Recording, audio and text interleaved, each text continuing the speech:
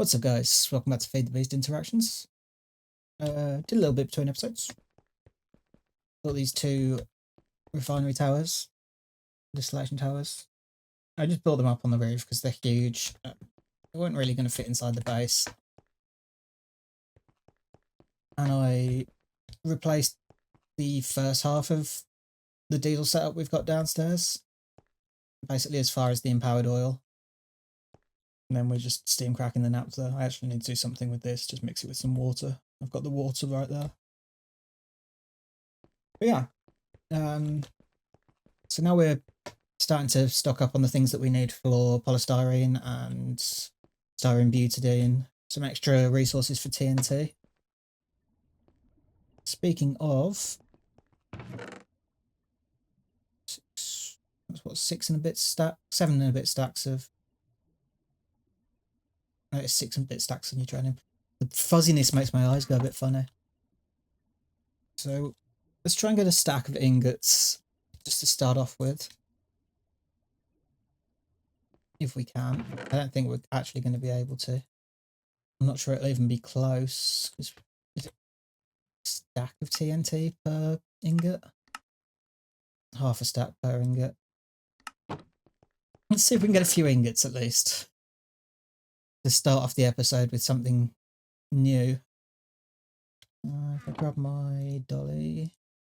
I don't actually need to dolly this, but I am just going to.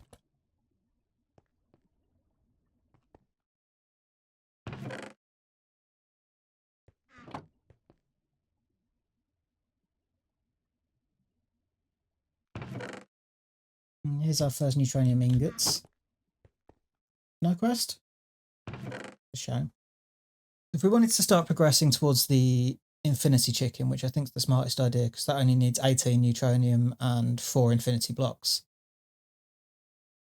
And it will make it much easier to get both of these. We're going to need draconium first. I think we can do everything else here apart from the draconium. And in order to get draconium in this pack, it actually has to be put through a fusion reactor.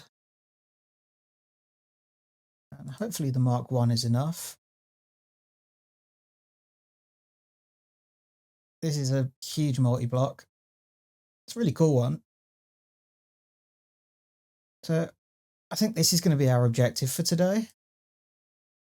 I don't know whether we can actually craft this in one day, but we will see.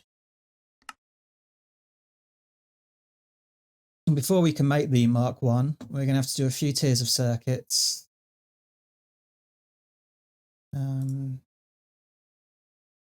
Figure out how to make these fusion coil blocks. Yeah, I don't think we're actually going to get this far today, because this is really expensive. But I'd like to get started on it at least. And so I think the first thing we're going to do is wetware processors. We can just make these inside an assembling machine, but it needs to be LuV. And for that we need LuV components, which have to be done inside the assembly line. And for these, we're going to need a bunch of high-speed steel, which we don't have yet. So let's automate this really quickly. It's tungsten steel dust, chrome dust, vanadium dust, molybdenum dust. Okay, I think we have most of this. I'm just going to need to build some. I don't have a on-demand macerator, so I'll make a macerator for on-demand crafting so we can make these easily, and then we should be able to make up some high-speed steel. Right, so I think I'm set up at least to craft the LuV motors. I've encoded all of these recipes. I had to make 250 millibucket volumetric flasks for the lubricant. And I had to craft this extended pattern terminal so that everything would fit in. Now, as far as like actually making the machine run, this is likely to be a temporary setup because I don't think this will work long term. But it's volumetric interface into a buffer, and then these are all prioritied. And Ender IO conduits generally work like this anyway, where they... Actually, I need to make sure this doesn't have round robin on. And with round robin off, they generally fill up one hatch and then move on to the next, but it's just an extra layer of like security against that, I guess. And hopefully, at least with the LuV recipes, there is only there's no non-full stacked items that go into multiple slots. So assuming that, because you can only fit one item into these, assuming that the machine won't take them until it has everything, which it shouldn't. This should work. Okay, so I've hooked it up to the network. I've powered it. We should now be able to craft an LuV motor.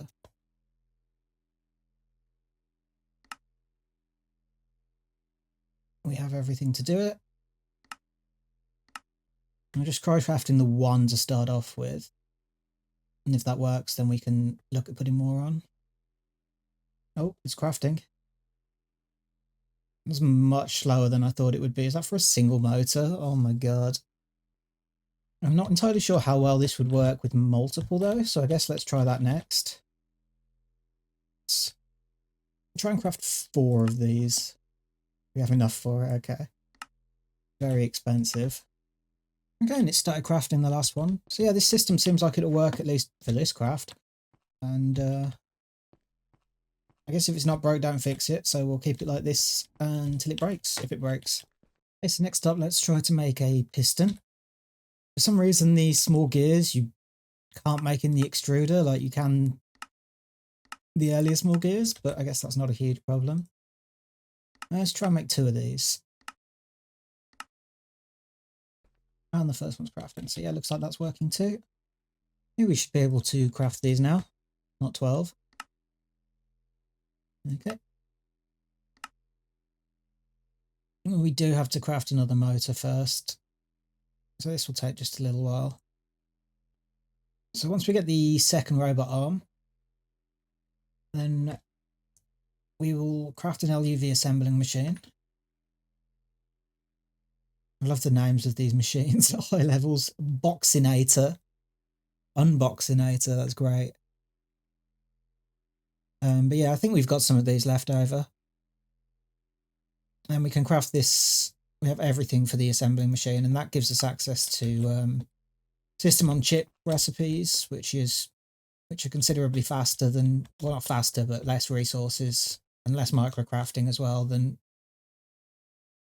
the way that we're currently making all of the circuits. And with an LuV assembler, we can use system on chips to make all the way up to IV circuits. In order to make the assembling machine, we actually need to make a conveyor module first, which means we do need to make this styrene butadiene rubber. Thankfully, I set up oil before the episode, so this shouldn't be too difficult. And this we make by mixing butadiene and styrene. We get butadiene directly from processing naphtha. And for the styrene, we need to just mix ethylene and benzene, both of which we are also getting from processing naphtha. So we have 60 buckets of benzene,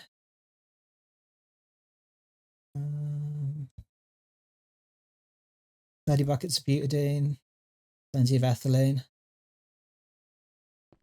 So yeah, we should be able to get straight on. Okay, so now we're getting styrene butadiene into the system, as well as styrene, which we'll need for polystyrene, I think. I'm only going to hold 50 buckets of this, because I'm pretty sure we only really use it for the conveyors. Now we should be able to get these 2 conveyor modules. Yep. What else do we need for the wetware processors? So we'll need crystal CPUs. Those are quite easy. And nano CPUs. Both of these are easy. You can get that, and that quite easily. Soldering alloy is obviously easy. I really don't understand why this has an assembly line recipe as well as an assembler. The assembly line recipe just takes a diode that's not used in the assembler.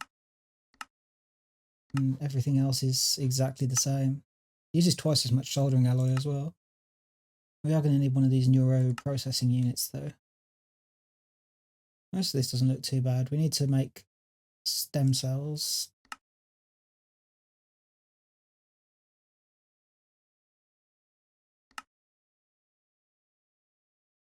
And this is where we need polystyrene, which is just air and Yeah, just oxygen and styrene. In order to make the sterilized growth medium that we need for these neuroprocessing units, we have to heat up raw growth medium.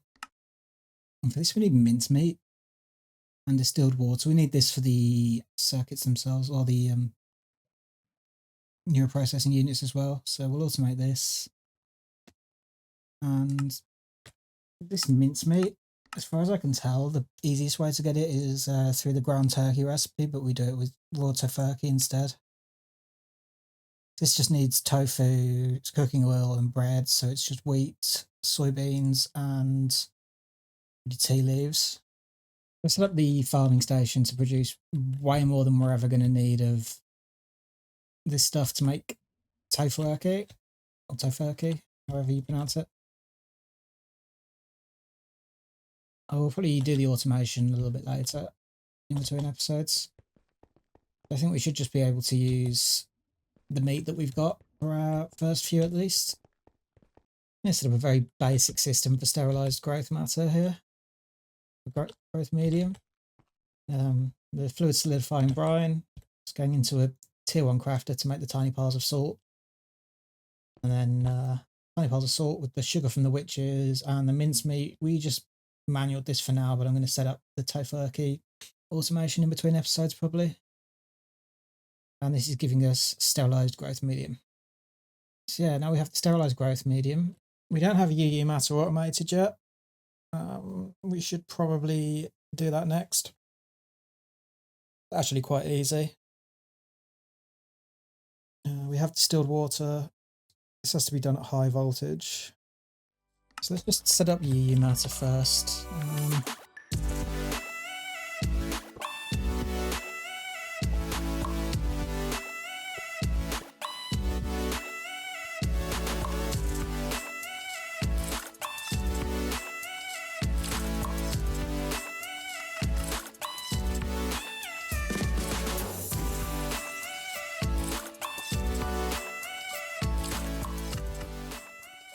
Okay, that should be the matter automation. It's going to be very slow, but I think because it's going to be running constantly passively, we should still get enough. Worst comes to worst, we can upgrade the mass fabricator. We have so much oxygen that I don't really have to worry about running out, and we're only holding like 20 buckets of UU matter. How much is it used for each one of these? 20 millibuckets, so 20 buckets is fine. I'm holding like 50 buckets of this at most. So yeah, all that's left here is the stem cells and the Wetware life support circuit boards. I need polystyrene for that. So let's just grab a mixer. Not a mixer, a chemical reactor. I can make that at MV, right? Yeah, I already have the oxygen up here, so I just need to bring styrene in.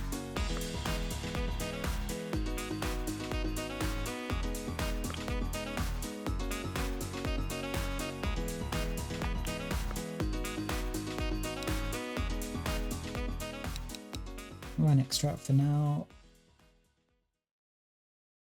You need a chip for this. Yeah, on 0. Yeah, and that will make our polystyrene. I'll have to make a drive up for that. You can put the level emitter on it ready though. Okay, we should be able to make a few of these circuit boards to get us started now. Okay. And I assume it's going to give us some more from the quest. Only 4 this time, wow. So last up is the stem cells. We're going to want 2 centrifuges, like 4 mixers to set up a fresh line for this. I think we'll set this one up above here. We've got a bunch of room.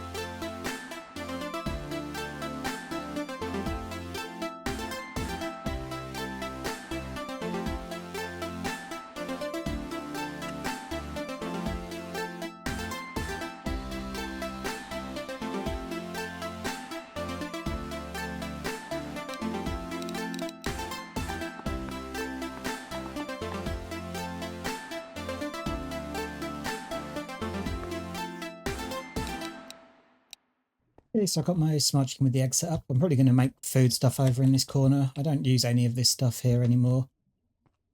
It's probably about time I automated food. So once I hook up this P2P right here, the curse of the one missing cable.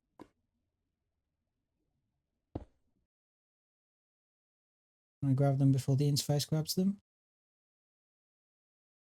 No quest. Do I have to make the actual board? I have to make the actual board. So the best volumetric flats we could get from 20 millibuckets, because you know you've got 18, you've got 32, you've got 50. The closest one that fits 20 millibuckets as a multiple is 100. So we'll have to do these in batches of 5. Oh god, you can't actually, because you need 64 silicone rubber foil. God, how do I do this? I might just have to make a few stacks of these up manually. Okay, so as soon as I can't really figure out how to do this on auto crafting right now, I'm just going to do it manually just to get the first ones out of the way, and I'll have a think about it between episodes. Let's see if I can figure out how to get it done. I don't think it matters which ingredient goes in which hatch, as long as everything has its own hatch.